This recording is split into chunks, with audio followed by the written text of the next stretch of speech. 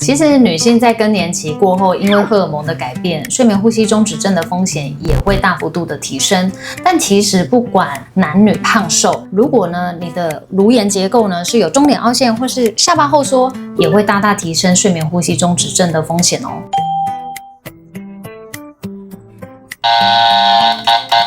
打呼不见得一定有睡眠呼吸中止症，就像一个光谱，睡眠呼吸中止症从轻微的到严重的。但是呢，如果你除了打呼，还有呼声非常的不规律，时大时小，甚至是呢有时候睡到一半会呛醒的状况，或是家人有观察到你睡到一半完全不呼吸，那就要高度怀疑你应该是有睡眠呼吸中止症。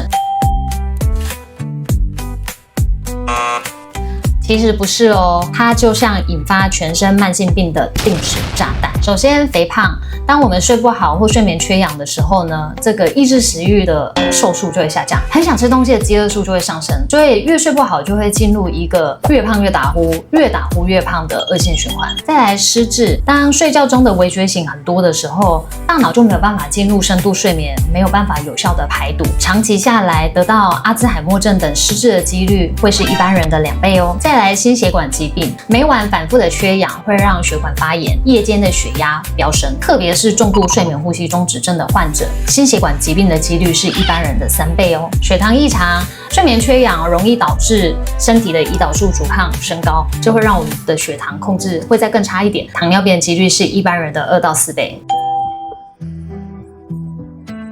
噔噔噔。当然不是，睡眠呼吸中止症其实不是只有一种解法。随着医疗的进步，其实我们可以借由完整的上呼吸道评估与代谢的评估来制定所谓个人化的治疗。我们举例来说，若是体重超标或是鼻塞得很厉害，我们可以借由适当的体重控制以及鼻塞的手术来降低阳压呼吸器的压力，或是脱离阳压呼吸器的治疗。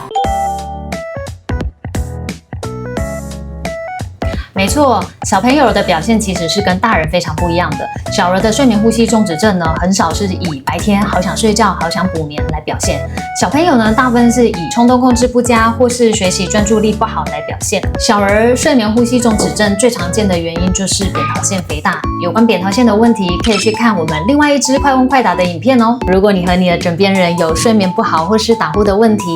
都欢迎来找我检查哦。